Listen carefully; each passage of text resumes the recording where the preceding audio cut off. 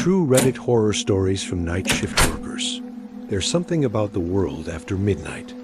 For most of us, it's a time for sleep, for peace.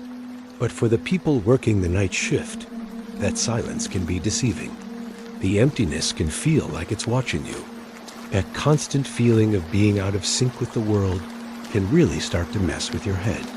Tonight, we're listening to the stories from those who found out that when the sun goes down, you are never, ever alone in the dark. Section 1. Our first story is from a Reddit user who took what he thought would be an easy job. An overnight watchman at a massive distribution warehouse. He was just looking for something quiet, a gig where he could be left alone with his podcasts and do his rounds in peace. He got the quiet part, all right, but he learned pretty quickly that quiet and empty are two very different things. He writes, "My name is Mark, and for about 6 weeks, I worked what I thought was the easiest job on the planet. I was a night watchman for a logistics company. The warehouse was enormous, a metal box, the size of 4 football fields, just packed with towering shelves that created a maze of dark canyons. The only sounds were the hum of the emergency lights and my own footsteps. During the day, it was a hive of activity. But at night, it was my own private kingdom of concrete and steel. The loneliness didn't bother me. That was the whole point. No bosses, no coworkers, just me. But the scale of the place, it was unnerving. You could be standing at one end and feel like you were staring into infinity. It was a classic liminal space, a place stuck between one state and the next, and that feeling can make a place seem open too. Other things. The first couple of weeks were exactly as advertised. I'd do a full patrol when I got in, one in the middle of the shift, and one just before the morning crew arrived.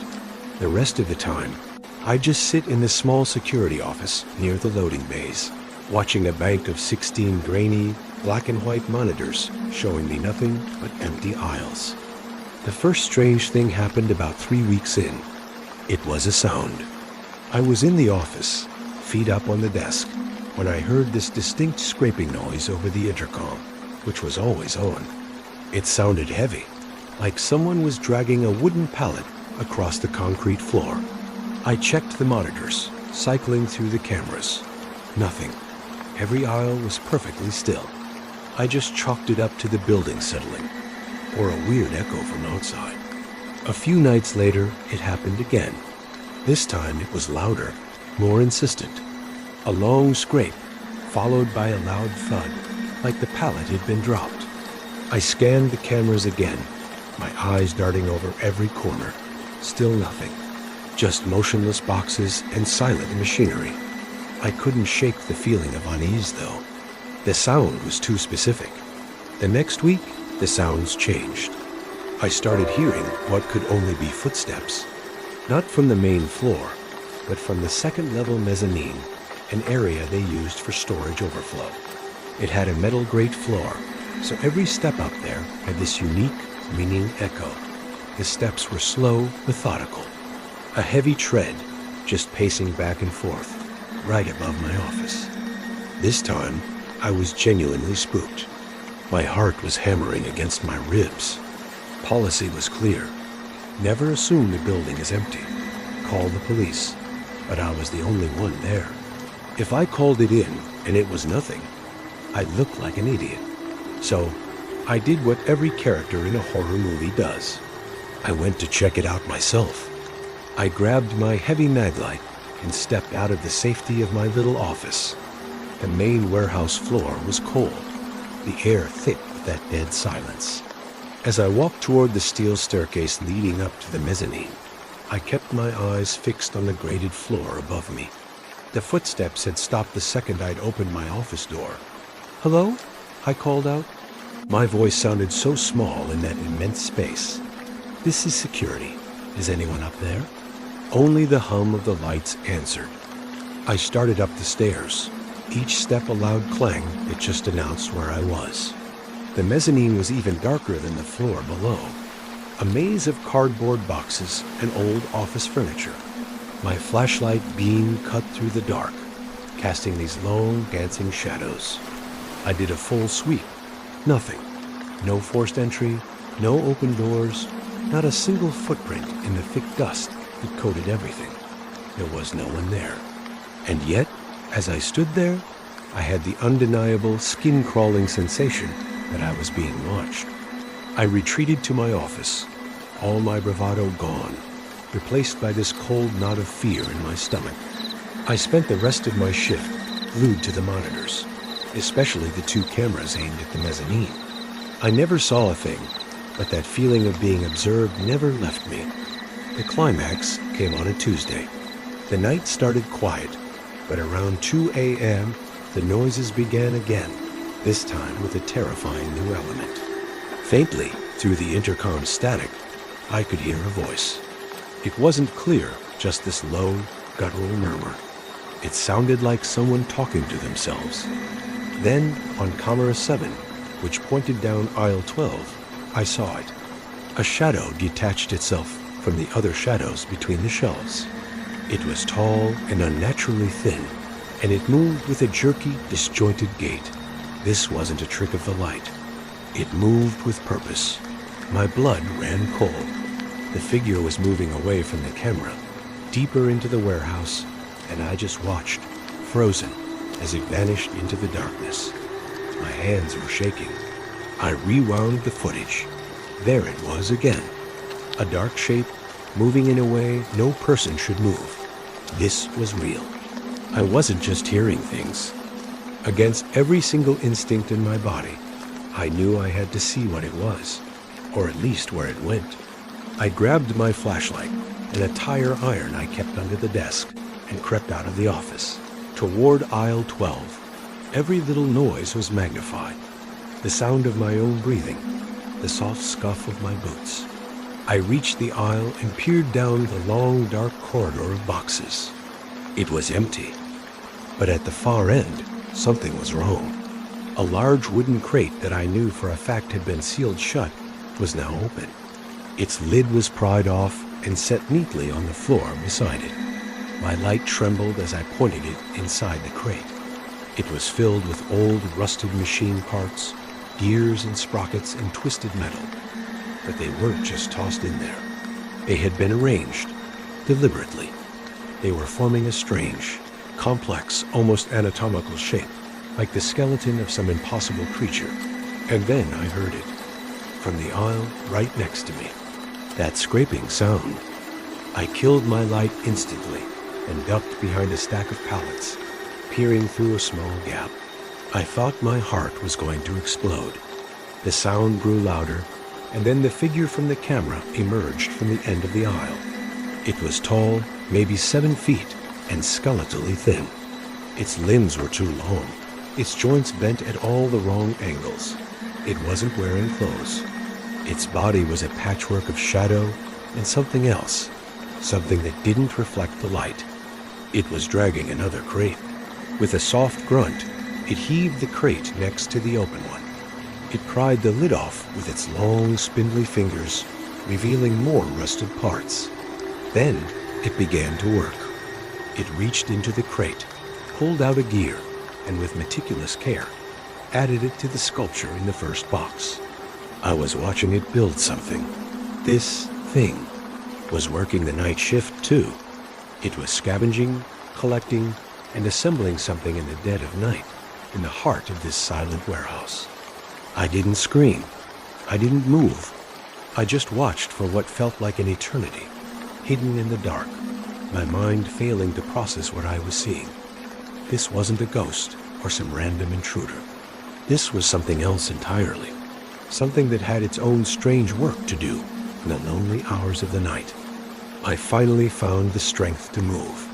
I backed away, slow and silent, never taking my eyes off the creature until I was out of the aisle. I didn't run. I walked deliberately, quietly, back to my office, grabbed my keys and my phone, and I left. I didn't even clock out. I just got in my car and drove. I called my boss from a gas station 10 miles away and told him I quit. I didn't give a reason. How could I?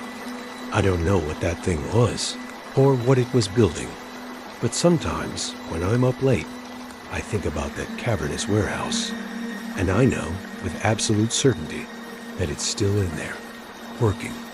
Stories like that really make you wonder what's going on in the world while the rest of us are asleep.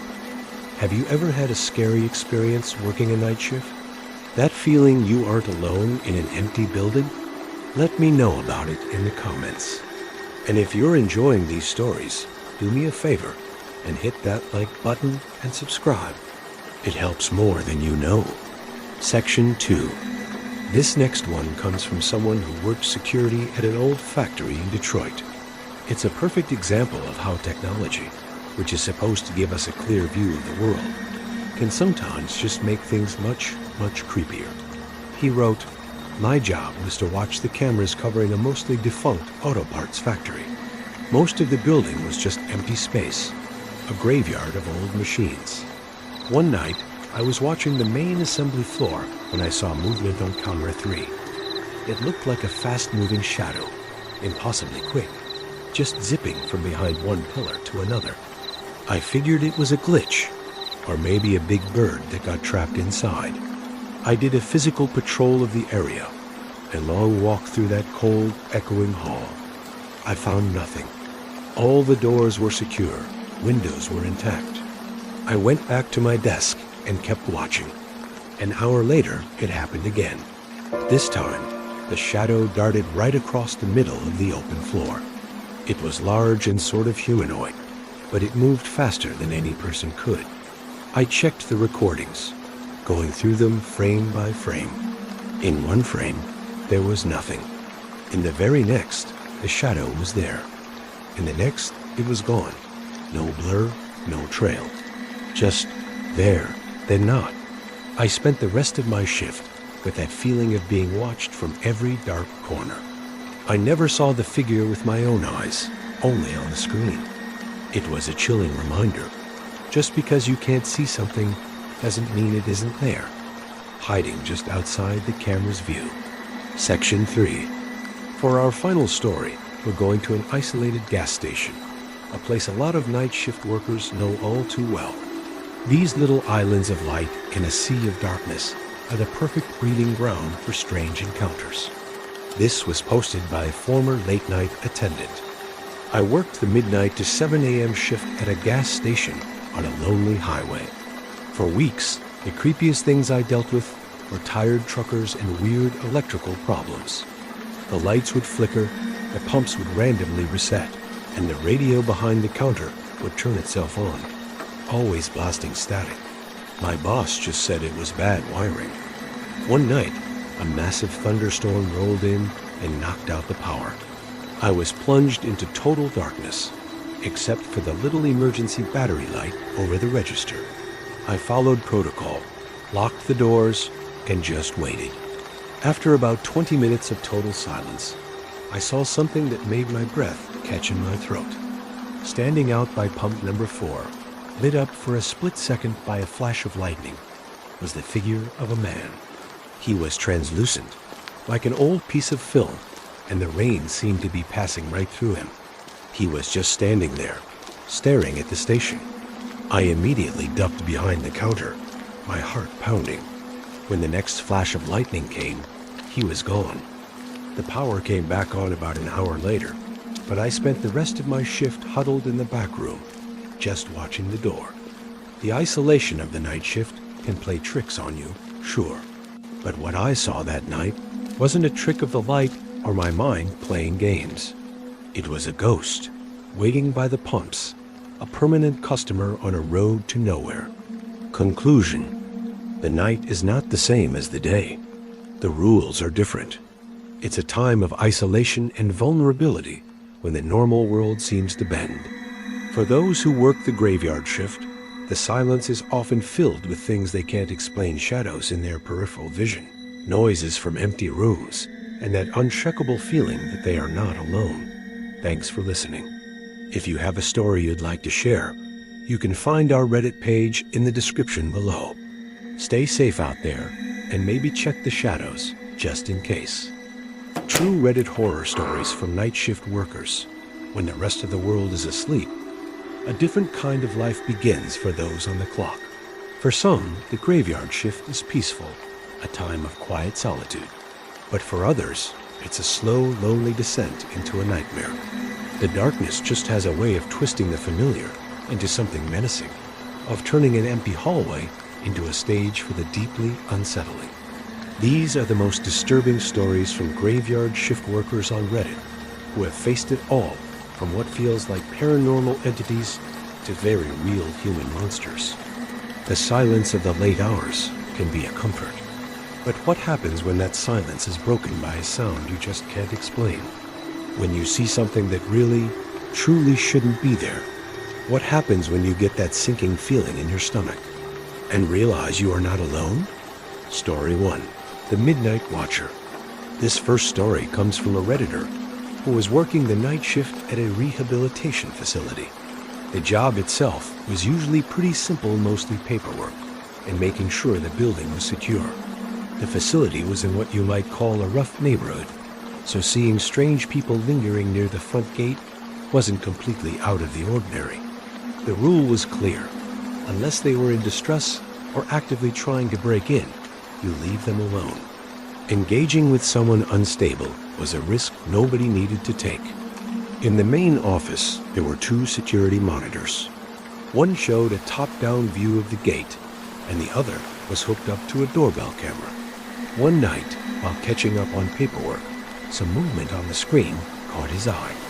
A man walked past the gate, stopped, and then slowly turned back around. He walked right up to the gate and just stared.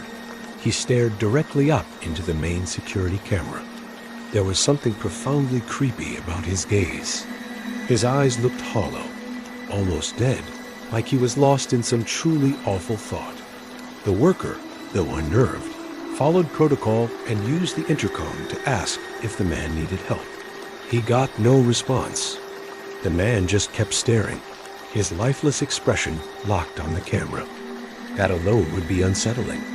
But it's what happened next that took this from just strange to genuinely terrifying. The man didn't move. He didn't yell. He didn't rattle the gate. He didn't ask for anything.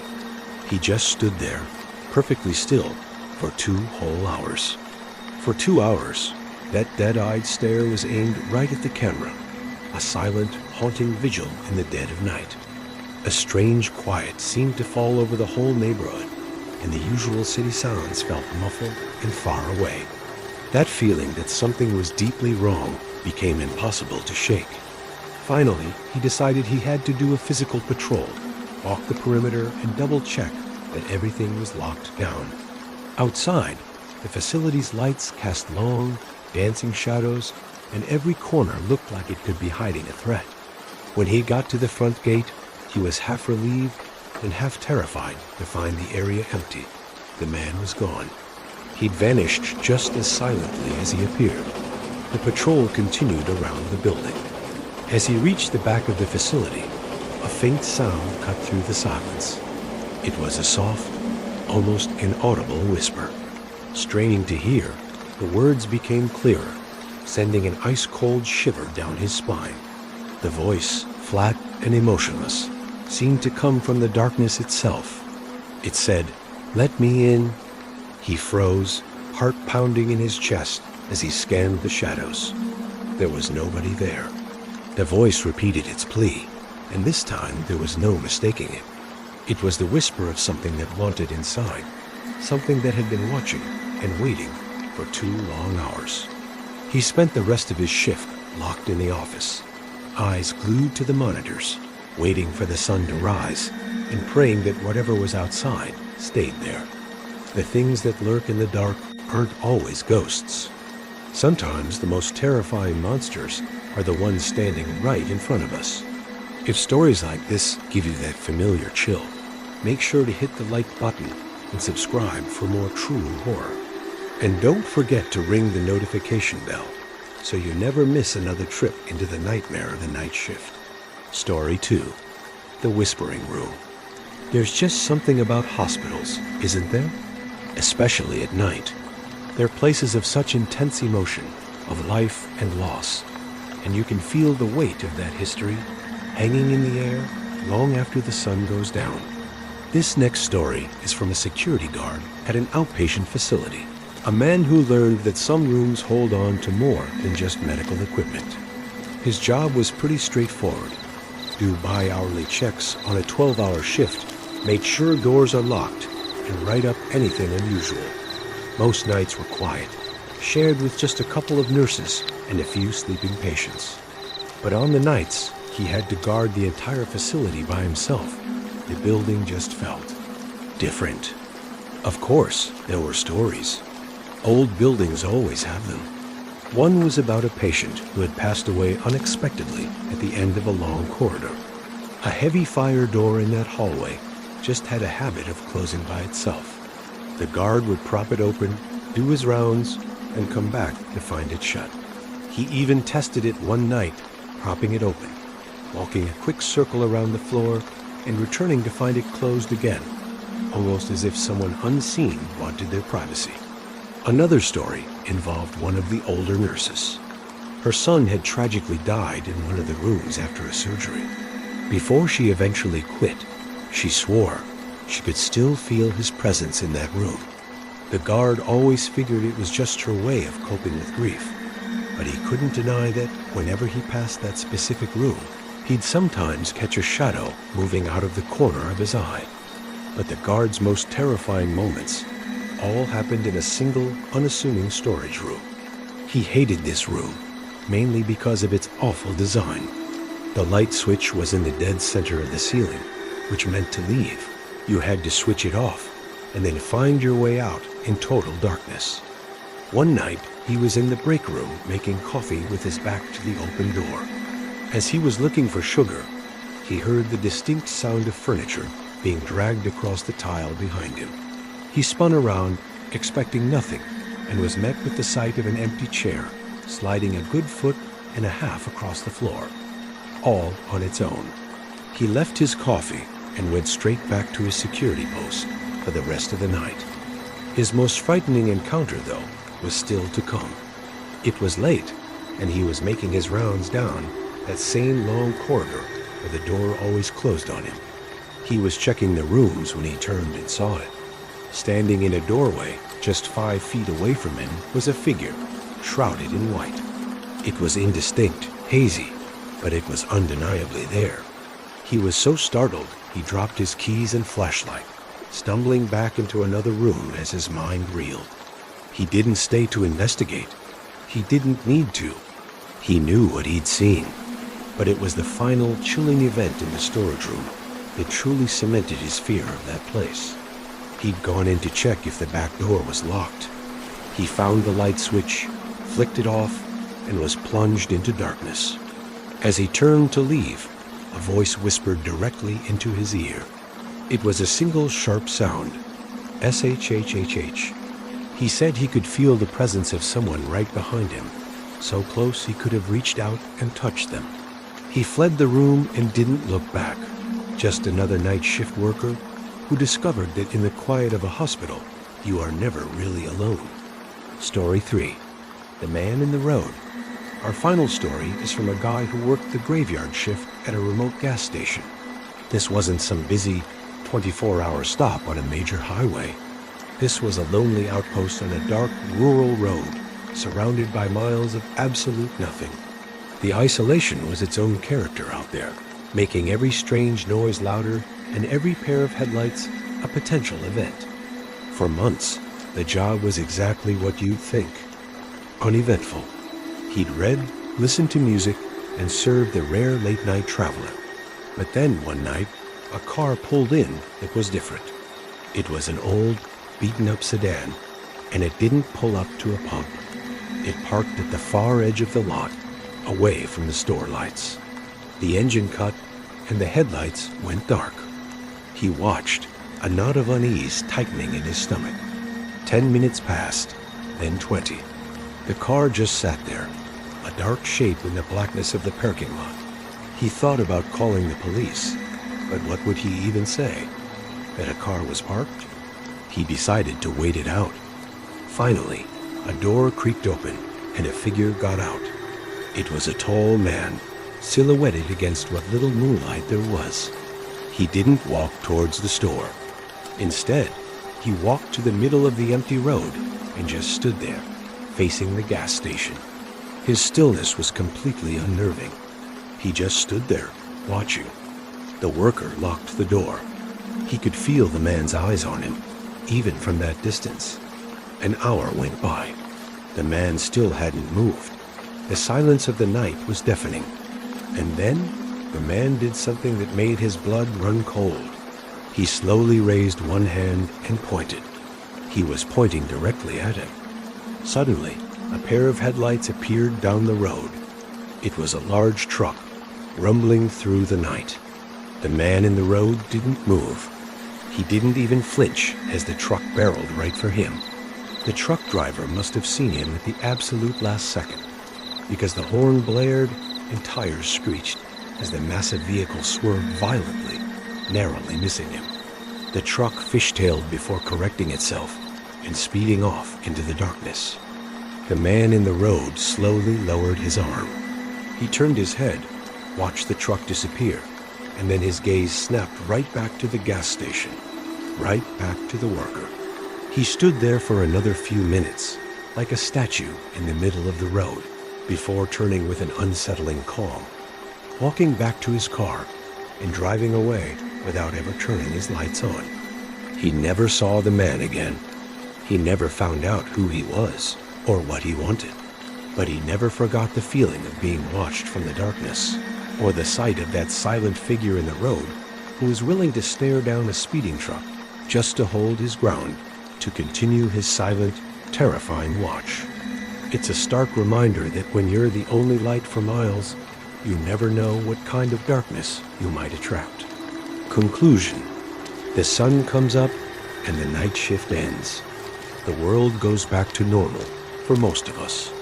But for those who have seen the Midnight Watcher, heard the whispers in an empty room, or been the focus of a stranger's terrifying obsession, the darkness never really leaves. It just lingers in the back of your mind, a permanent reminder of the things that go bump in the night. Thanks for listening.